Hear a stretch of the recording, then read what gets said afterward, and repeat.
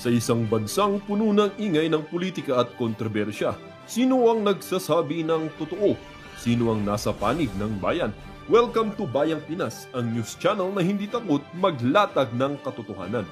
Dito, pinag-uusapan natin ang mga isyong may kinalaman sa kinabukasan mo, politika, pamahalaan, at ang tunay na kalagayan ng ating bansa. Hindi kami bayad, hindi kami bulag. Sa Bayang Pinas, ang boses ng mamamayan ang tunay na headline. Kaya kung sawang-sawa ka na sa mga baluktot na impormasyon at scripted na kwento, dito ka na. Dito sa Bayang Pinas, tayo ang bantay at boses ng bayan. Kung gusto mong manatiling mulat at informed, don't forget to like, share, and most importantly, subscribe dahil sa panahon ngayon, ang kaalaman ay kapangyarihan. Ito ang Bayang Pinas, balitang totoo, pusong makabayan para sa sambayanang Pilipino. Tara na't alamin ang tunay na balita. Nakalimutan ko yung yung quotation na yun mas mabuti na itong ganito kapait yung ginawa ni Amy kesa naman doon sa mga kaibigan niya sumisip-sip sa kanya na ikakasira lang niya, di ba? Totoo yan. Sa akin I'm still hoping that Marcos would listen sa kanyang kapatid at umuwi na siya, magparehab na. Di ba? Yun lang yun eh. Sa bagong tipan, kay Lucas, Kapitulo 17, versikulo 3 hanggang 4. Kung magkasala ang iyong kapatid, sawayin mo siya. At kung siya'y magsisi, patawarin mo siya.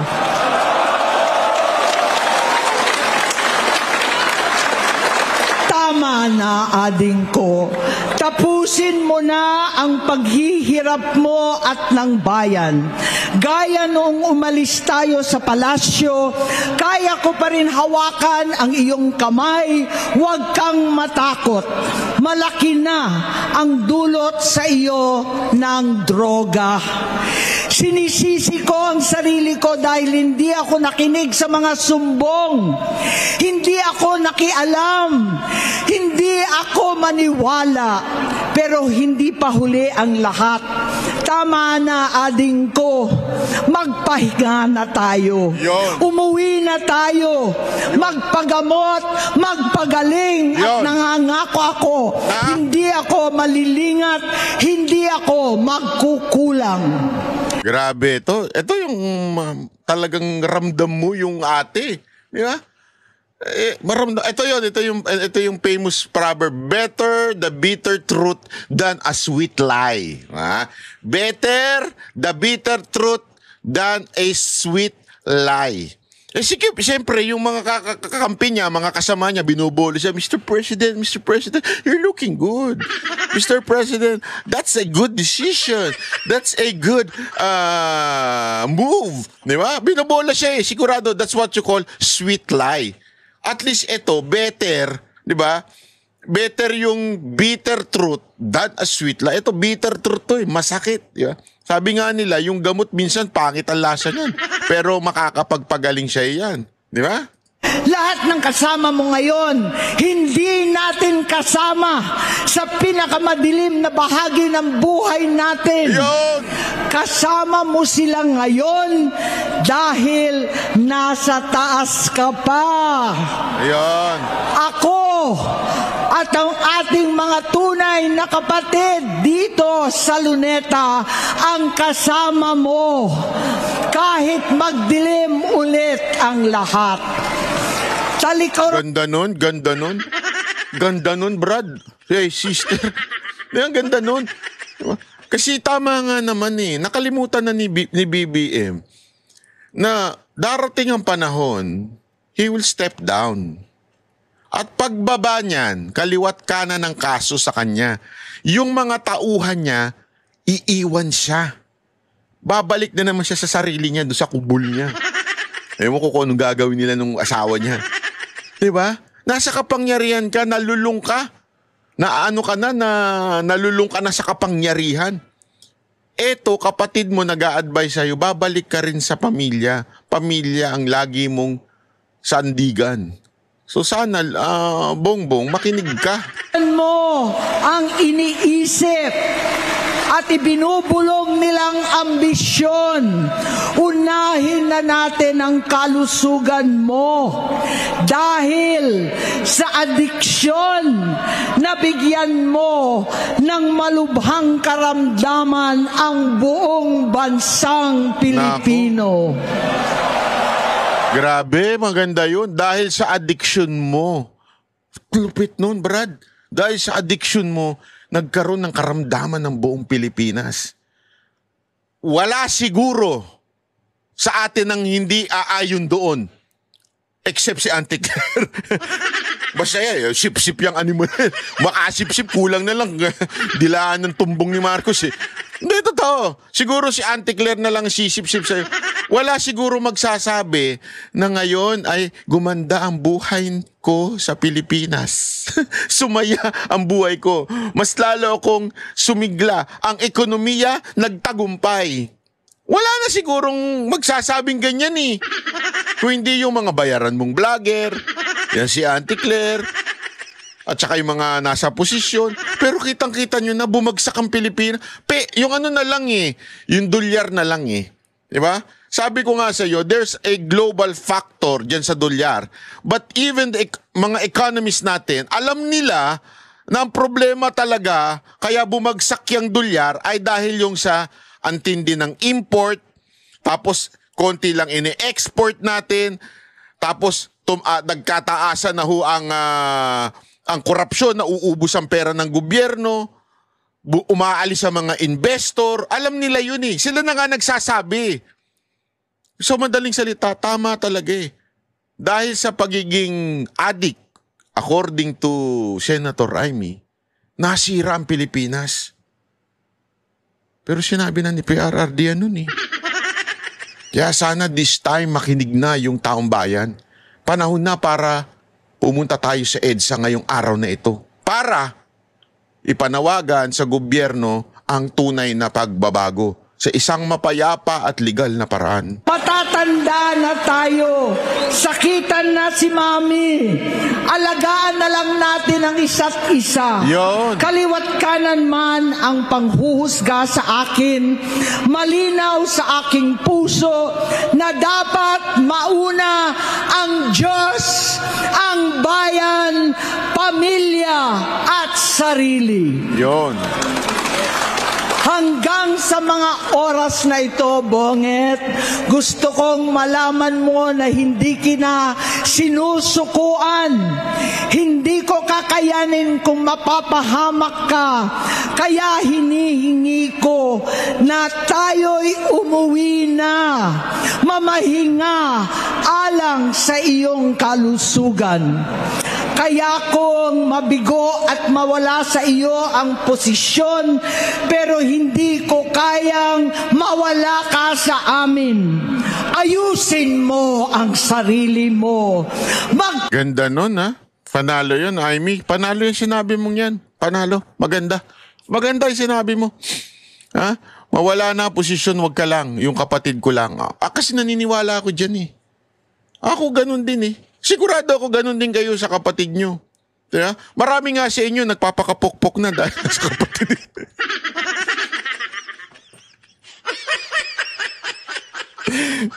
Banat ba yun? Mga banat mo? Seryoso na eh. Totoo naman eh. Diba? Marami dyan nagpapakapokpok para sa kanilang kapatid, anak, pamilya. Gagawin mo kasi lahat eh. Diba? Lahat gagawin mo, lahat isusubo mo, lahat lulunukin mo. Basta lang sa maisalba mo yung immediate family mo. Tama, mali? Diba? Oh. Yan yung sinasabi ni Senator Ramy, kahit mawala ako sa posisyon. Kasi tama eh. This really is something na revelation ito. Hindi ko alam kung tatanggapin ng mamamayang Pilipino si Senator Amy after this. Maybe some of us, ako, humanga ako, but it doesn't mean I will vote for her. Kasi, another Marcos, no. For me, no. Di ba? Pero yung respect ko sa kanya, tumaas. Pero yung iboboto ko siya uli, hindi na. Totoo, that's the truth eh. So, ibig ko lang po sabihin, mga kababayan, eto si Senator Amy, sabi niya, okay na. Kahit mawala na kami sa politika, maisalba ko lang tong kapatid ko. Palakpakan. Mag-i-standing ovation sana ako eh. Kaya lang, naka-brief na lang ako eh. Baka kaysa masyak sila sa sinabi ni Amy. Si Banat Bay, naka-brief na lang. Ay, baka masyalo kayo masyak sa akin. Pagamot, alisin ang droga sa iyong sistema. Ay! Wala akong ibang gusto kundi gumaling ka, malampasan natin ito muli. Yo. Dahil wala akong ibang hinahangad bilang ate, kundi maging masaya ka, maging ligtas sa panganib, malusog, Yo. matagumpay Yo. sa buhay. Ayaw. Itama ang mali, Yo. labanan ang adiksyon, Yo. at ako hindi kailanman aalis sa iyong tabi.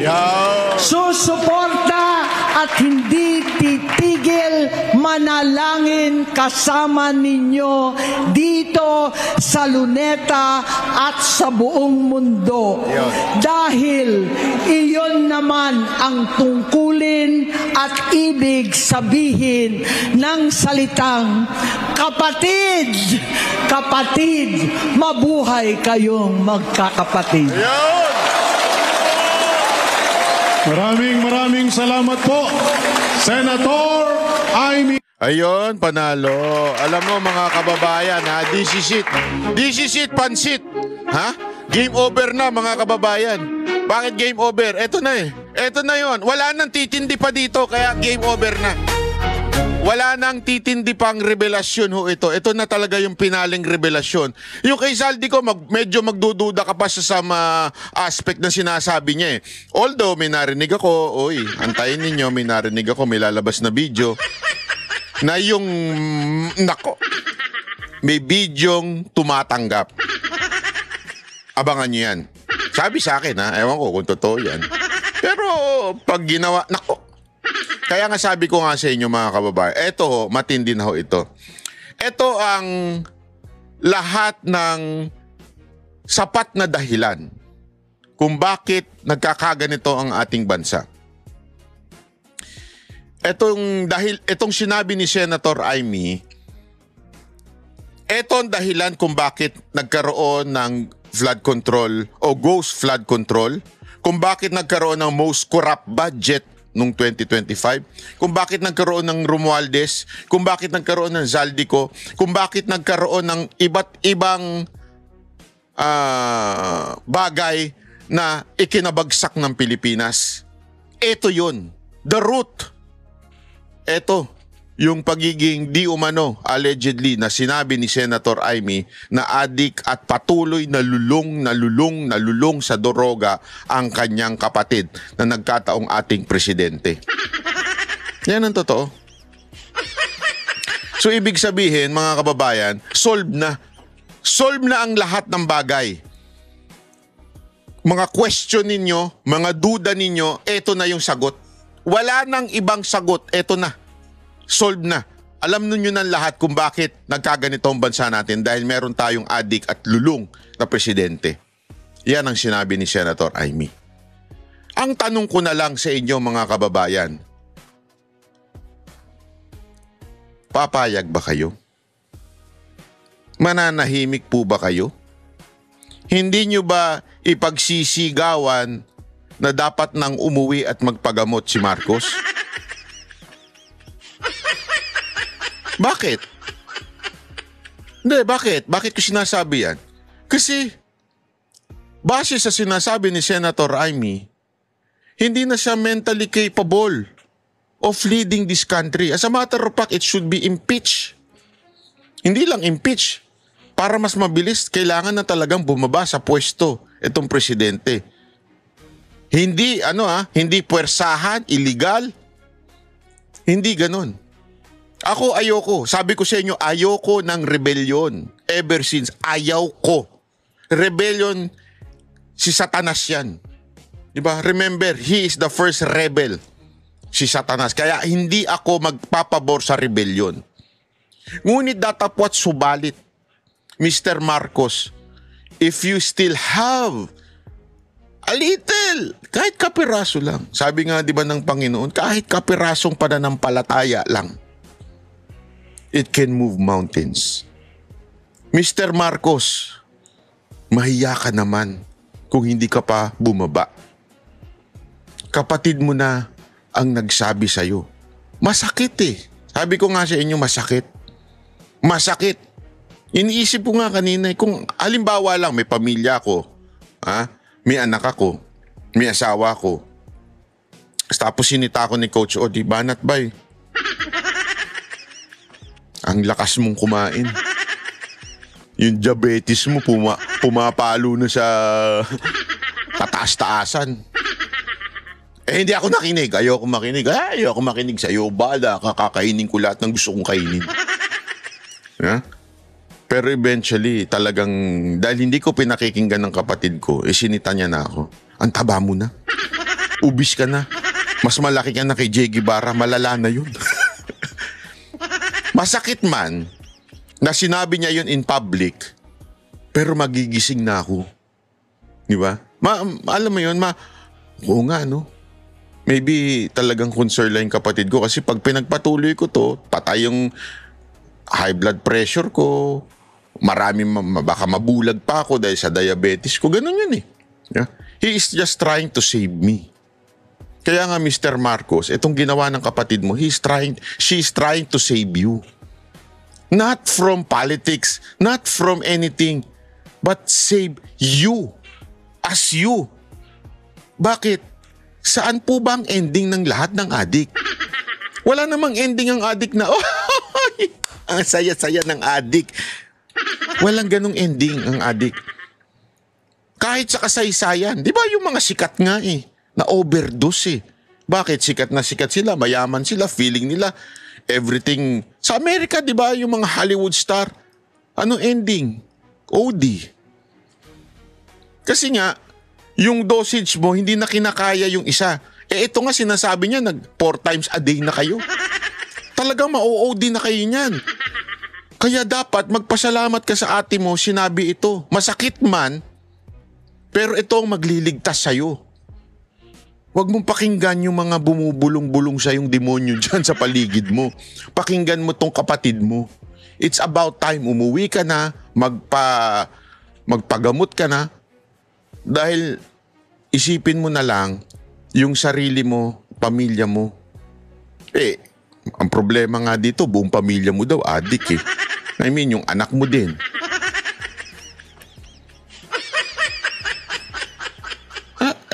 Bakit? Sa tingin mo? Hindi, yun ang sinabi ni Senator Raimi. Kaya nga sabi ko nga, eto nga Mr. Marcos ano sa tingin mo ending mo? Makuha mo lahat ng pera ng Pilipinas? Let's assume. Sige, assume na natin. Lahat ng imaginasyon natin, i-assume na natin. Maging mapagmamayari mo ang Pilipinas, makuha mo lahat ng pera, tapos, ano mangyari? Isasama mo yan sa libingan mo? Hindi ba nakita nangyari sa inyo? Naisama ba ng tatay mo? Hindi, ako nagtatanong lang Hindi ito pambabasto sa tatay Lahat ng tao. Lahat ng tao hindi masasama ang kanyang kayamanan. Dangal, makakalimutan ng tao yan. Lahat yan makakalimutan. O yung mga namatay naalala nyo pa? Yung mga bayani nga natin, hindi nyo na naalala Yung mga tunay na bayani natin, naalala, hindi na. Yung mga kabataan ngayon, kilala pa niyo yung mga bayani, hindi na. Ang kilala nyo yung mga ewan. Diba? Naintindihan nyo ibig sabihin, lahat tayo mamawala. So anong dapat mong gawin? Ang importante, yung pamilya. Family is more important than anything else in this world. Sabi ko nga sa inyo ako nagtatrabaho, wala man akong pamilya Hindi ako nagtatrabaho para sa sarili ko lang. Nagtatrabaho ko dahil sa aking family. Yung aking parents. Diba? Yun po, doon ako nagtatrabaho. Kasi yun ang pinaka-importante sa lahat, more than anything else. Ang sarap sa puso na nakakatulong ka sa pamilya. Ang sarap sa puso na yung kapatid mo maayos. Ang sarap sa puso nun, more than anything else. Yung pera, putang ina. Mawawala yan. Kaya ka lang nilalapitan ng tao ngayon dahil nasa kapangyarihan ka. Yun ang sinabi ni Amy at tama siya doon. Kaya yung mga sumisip sa'yo, lalong-lalo na si Auntie Claire, mawala ka na sa kapangyarihan yan, tingnan mo, babanatan ka niyan in the future. Kasi, vlogger yan eh. Kailangan lang niya ng content. Ngayon, content ka niya. Ngayon, nasa position siya. Pero tinan mo, maglalahong parang bula din yan. Kasi nga, mahina. Mahina naman talaga logic yan eh. Maglalahong parang bula yan. At pag nalaho parang bula yan, isa kanyan siguro malamang sa malamang itatakwin. Kasi pa ganong-ganon yan eh. Tapos pakikinggan mo siya? O yung advice ng mga tao mo, pakikinggan mo? Wala. Makinig ka sa kapatid mo. Yun lang ang akin. Pakinggan mo ang kapatid mo. Yan ang tunay na nagmamahal sa'yo. Hindi ang asawa mo. Hindi kasi minsan katotohanan naman yun eh. Minsan yung asawa hindi naman talaga yun ang tunay nagmamahal eh. Minsan yung kapatid talaga eh. Ha? Pakinggan mo. Okay? At para sa ating contest. Siyempre may contest tayo, di ba? Huwag niyong kakalimutan yung contest natin na GCash. Sa unang 3 makakahula ay may tigpa 500 na GCash. Lagi yan ha. So, ang requirement niyan, kailangan nakasubscribe kayo. Pangalawa, tama yung sasagot nyo. Ano yon? Ang tanong. Kailangan tama ito ha. Ano yung eksakto na quotation na binanggit ko kanina about doon sa advice, yung bitter. Yung bitter. Okay? Kung ano man yung quotation na yon, binanggit ko kanina, ilang beses kong pinaulit-ulit. Kung ano yon, ilagay nyo dyan. Ang unang 3 mananalo ay merong tigpa 500 GCash. Yun. So, paano mga kababayan? Kita-kita po tayo mamaya dyan sa pagka ginugel nyo dyan, lagpas yan ng EDSA Shrine ha, doon sa susunod pa. Sa White Plains, okay? So, White Plains EDSA, corner EDSA, yon doon po. Alam ko, matraffic, maraming pulis dyan. Kasi grabe talagang kawawa yung mga kapulisan natin dyan. Pero kayong mga kapulisan, payag ba kayo na ganyan ang Commander-in-Chief nyo? At kayo mga AFP, ganyan ang Commander-in-Chief nyo? Kung payag kayo at hindi kayo payag, kausapin nyo si Senator Amy. Hindi ako si Senator Amy. Kasi ako wala akong masasabi sa inyo. Buhay nyo yan eh. Kausapin nyo si Senator Amy. Kasi kapatid niya yung Commander-in-Chief nyo eh. Diba? So, kausapin nyo sila. So, mamaya magkita-kita ho tayo para isang mapayapang at pananalangin sa ating Diyos.